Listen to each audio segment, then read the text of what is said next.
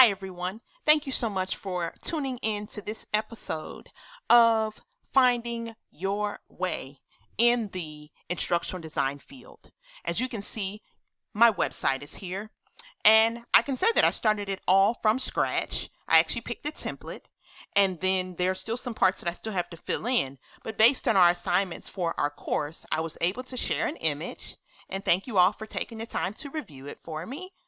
And I was also able to embed an editable document from Google Docs, which it was my very first time doing that. And then my resume will be filled in later. And then projects, in terms of projects, I was able to upload a project from this course, which turns out to be a podcast.